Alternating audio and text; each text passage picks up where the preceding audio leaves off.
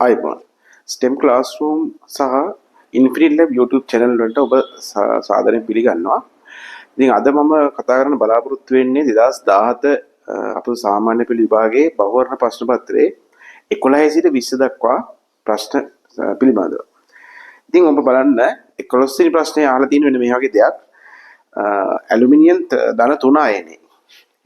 Aluminium ධන 3 අයනේ ඉලෙක්ට්‍රෝන ගණන හා ප්‍රෝටෝන ගණන නිවැරදිව දැක්කේ මොකේද කියලා ඉතින් දීලා තියෙනවා. ඇලුමිනියම් පරමාණු ක්‍රමාංකය 13යි කියලා දීලා තියෙන අමතර තොරතුරක් විදියට ඔබ ඒ දිනු නැතත් ඇත්තටම දන්නවා. ඇලුමිනියම් වල එතකොට පරමාණු ක්‍රමාංකය 13යි කියලා කියන්නේ එයාගේ ප්‍රෝටෝන ගාන 13යි කියන එක. ඒක හරි සරලයි. මොකද පරමාණු ක්‍රමාංකය අර්ථ දක්වන්නේම න්‍යෂ්ටියේ තියෙන ප්‍රෝටෝන ගණන. ඒතකොට ඉලෙක්ට්‍රෝන ගාන කියන්නේ මේ 3 ධන කියලා කියන්නේ මේක ධනාරෝපණේ වැඩි. කියන්නේ ඉලෙක්ට්‍රෝන 3ක් ඉවත් වෙලා තියෙන්නේ.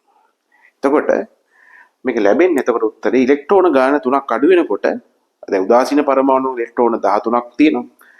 ඒකෙන් ඉලෙක්ට්‍රෝන 3ක් අවයත් වුණාම පස්සේ ඉලෙක්ට්‍රෝන 10ක් තමයි ලැබෙන්නේ. එතකොට ඉලෙක්ට්‍රෝන ගාන ප්‍රෝටෝන ගාන පිළිවෙලින් කිව්වහම 10 සහ 13 තමයි ඔබට පිළිතුරු ලැබෙන්නේ. ඒ කියන්නේ පළවෙනි පිළිතුර තමයි ඒකෙදි නිවැරදි වෙන්නේ. ඉතින් අපි බලමු දෙවෙනි එකේ 12 වෙනි ප්‍රශ්නේ ට්‍රිටියම් සමස්ථානිකයේ සම්මතාංකණය කොමක්ද? එතකොට දන්නවා හයිඩ්‍රජන් වල සමස්ථානික තුනක් තියෙනවා ප්‍රෝටියම්, ඩියුටීරියම් සහ ට්‍රිටියම් කියලා. ඒකෙදි ප්‍රෝටියම් කියන්නේ සාමාන්‍ය හයිඩ්‍රජන් පරමාණු තමයි. ඉතින් සාමාන්‍ය හයිඩ්‍රජන් පරමාණු එක ඔයගොල්ලෝ දන්නවා නියුට්‍රෝනයක් නැහැ. ඒ ප්‍රෝටෝන එකයි ඒ සාමාන්‍ය ප්‍රෝටියම් එකේදී හයිඩ්‍රජන් එකයි.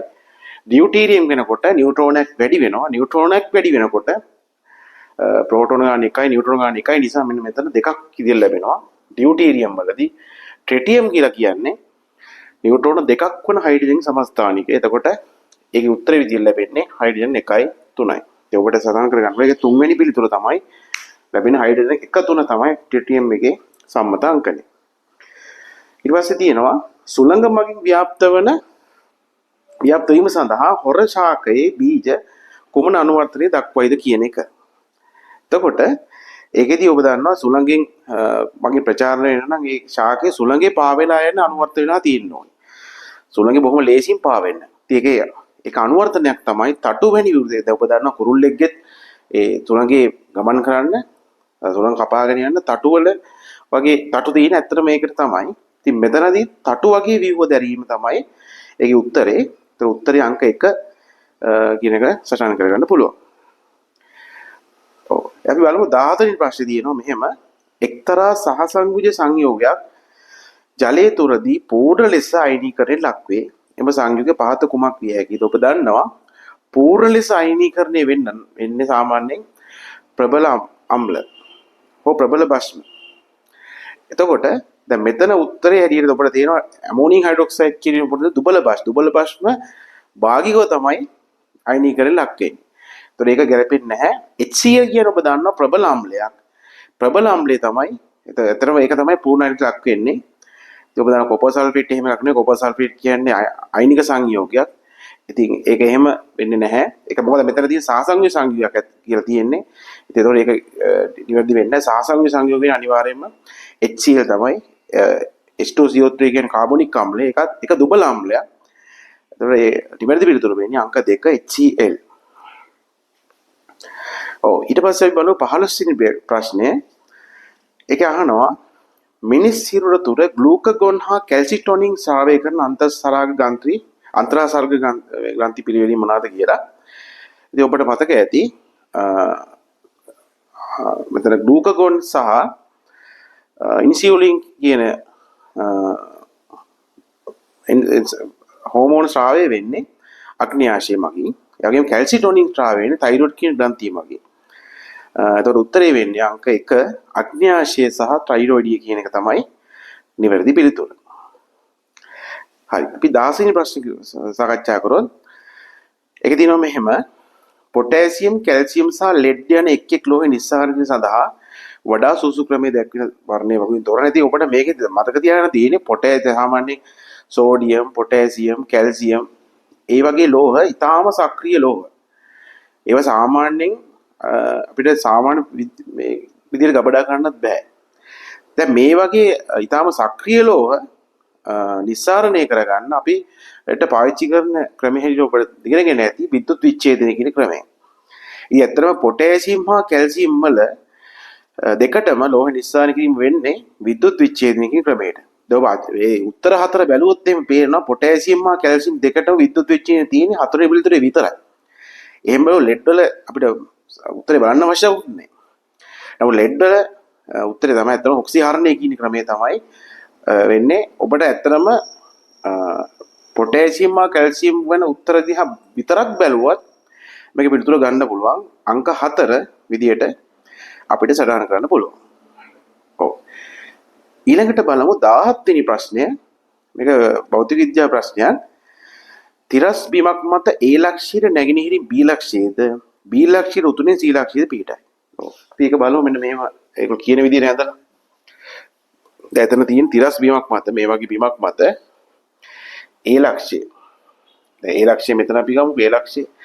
ඒට නැගෙනහිරින් කියන්නේ මේ පැත්තනේ නැගෙනහිර. නැගෙනහිරින් මෙන්න මේ වගේ B ලක්ෂය තියෙනවා.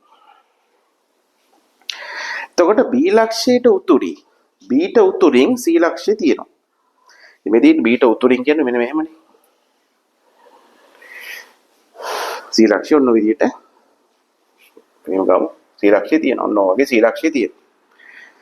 දැන් මෙහෙම කියනවා කූඹියෙක් AB හා BC සරල BC සරල රේඛා මාර්ග ඔස්සේ A සිට C දක්වා ගමන් කරා කියලා කියනවා. එතකොට දැන් ඒක දීලා තියෙනවා AB වලගේ 3 මීටර BC යගේ 4 මීටර.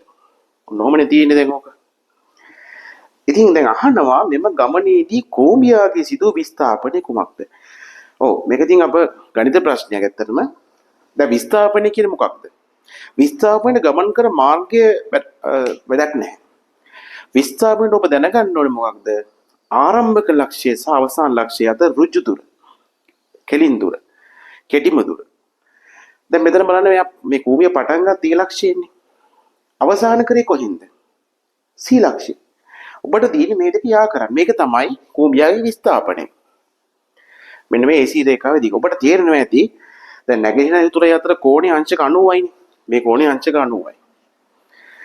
ඔබට තේරෙනවා ඇති මේකට මේ ඍජු කෝණ ත්‍රිකෝණයක්. ඍජු කෝණ ත්‍රිකෝණයේද AC පාදයේ දිග. AC පාදය කියන්නේ ඍජු කෝණ ත්‍රිකෝණේ කර්ණයාගේ. ඔබට මතක ඇති ගණිතයේදී අපි මේකට භාවිතා කරනවා පයිතගොරස් ප්‍රමේය. එතකොට AC ඔබට මතක නැත්නම් දැන් මතක ළමයිට ඇත්තටම මේක උත්තරේ ඔබ ටක් ගාලා ඇත්තට මේක උත්තර දැන් ලැබිලා පේන්නේ 5යි කියලා. නමුත් අපි එහෙම නැතුව අපි මේ හැමෝටම දැනගන්න පාසු සඳහා අපි පයිතගොරස් ප්‍රමේය දාලා බලමු. පයිතගොරස් ප්‍රමේය කියලා කියන්නේ ඍජු කෝණ ත්‍රිකෝණයක කර්ණයේ වර්ගය සමානයි ඉතුරු පාද දෙකේ වර්ගයන්ගේ එකතුව.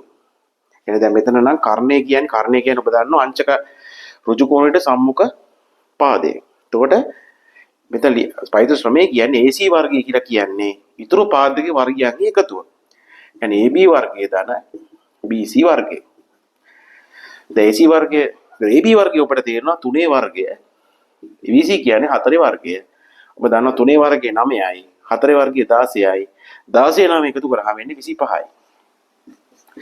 AC වර්ගය 25යි නම් AC වලගේ හොයාගෙන අපි මොකද කරන්නේ? අපි මෙයාගේ වර්ගමූලය ගන්නවා දෙපස.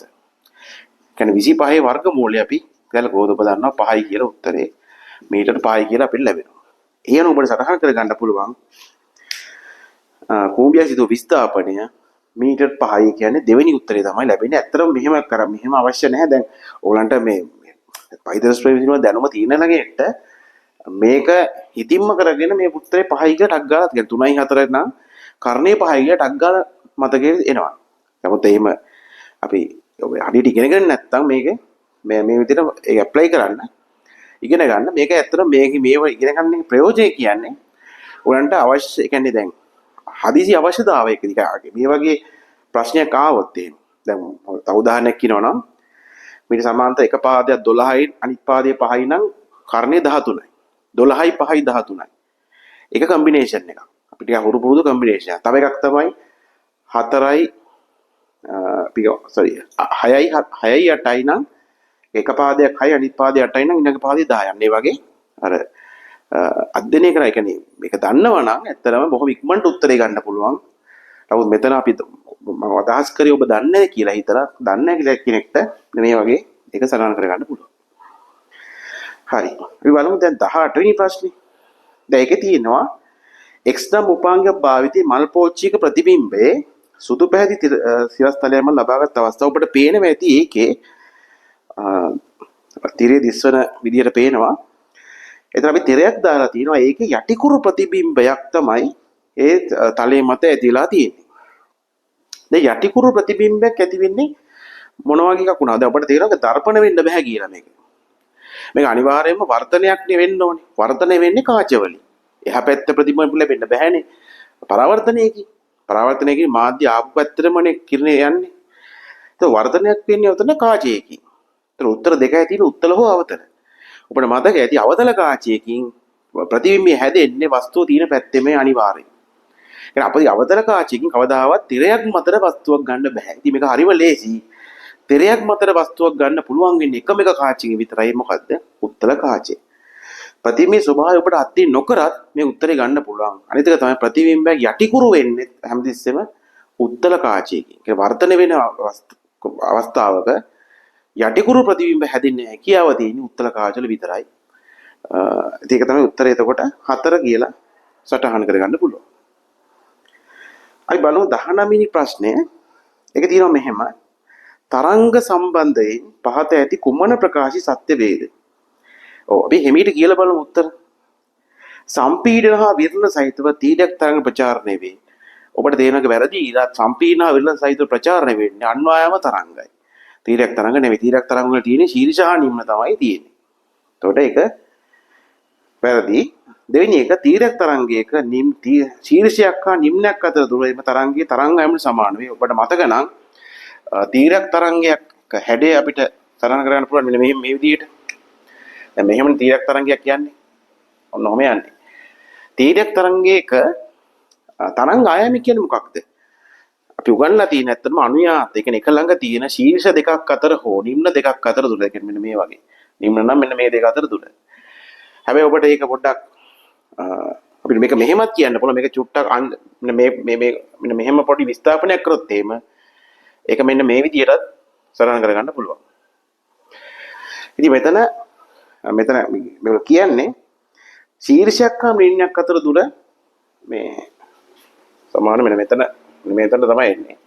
කියන්නේ මෙන්න මේ කැලලක් තමයි මම මෙහෙම තද ඔන්න මෙන්න මේ පාඩ කරා මෙන්න මේක තමයි මේ තරංග ආයම කියලා කියන්නේ.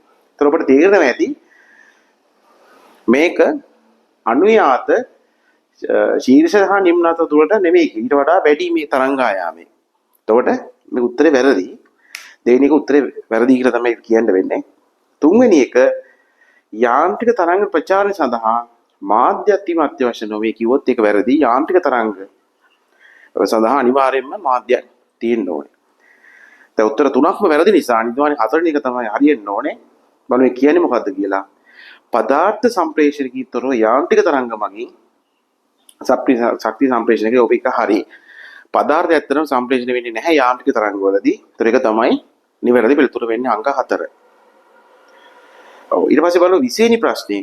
අපි අවසාන වශයෙන් බලමු අද දිනේ මොහොතු ජලයෙන් ලුණු නිෂ්පාදනය කිරීමේ ක්‍රියාවලියේදී පළමු වන හා තුන්වන තටාකවලදී අවක්ෂේපන ලවණ මොනවාද කියලා තියෙනවා. ඉතින් මෙතන තටාක ප්‍රධාන වශයෙන් 3ක් අපිට ගන්න පුළුවන්. පළමු තටාකයේදී කැල්සියම් කාබනේට් එතනම අවක්ෂේප වෙනවා. කැල්සියම් කාබනේට් අවක්ෂේප වෙනවා. දෙවෙනි තටාකයේදී කැල්සියම් සල්ෆේට් තමයි අවක්ෂේප වෙන්න සිද්ධ වෙන්නේ. තුන්වන තටාකයේදී තමයි ඉතුරු ඒවා කියන්නේ මැග්නීසියම් කියන්නේ සමාන සෝඩියම් ක්ලෝරයිඩ් විශේෂ මැග්නීසියම් ක්ලෝරයිඩ් වගේ ලවණ තැන්පත් වීම සිද්ධ වෙනවා. එතකොට උත්තරේ වෙන්නේ මෙතන පළමු හා තුන්වන තටාක කිව්වහම කැල්සියම් කාබනේට් සහ NaCl සෝඩියම් ක්ලෝරයිඩ් උත්තරේ වෙන්නේ අංක 1. ඉතින් මේ විදිහට අපිට 11 සිට 2017 වර්ෂයේ 11 සිට 20 දක්වා බහුන් පේපර් එකේ ප්‍රශ්නවල පිළිතුරු මේ විදිහට ඔබට සටහන් කර ගන්න පුළුවන්. අපි තව දවසකින් වගේ දෙකකින් වගේ ඔබට මේකේ 21 සිට 30 දක්වා ඒවල උත්තර ඔබ වෙත අපේ channel හරහා ගේන්න බලාපොරොත්තු වෙනවා. ඉතින් අපි ආරාධනා කරනවා අපේ channel දෙකම subscribe කරන්න. ඒ වගේම දිගින් දිගටම අපිත් සමග එකතු වෙලා සිටින්න. එතකොට ඔබට මේ වගේ වැදගත් වීඩියෝස් නැරඹීමේ හැකියාව තියෙනවා.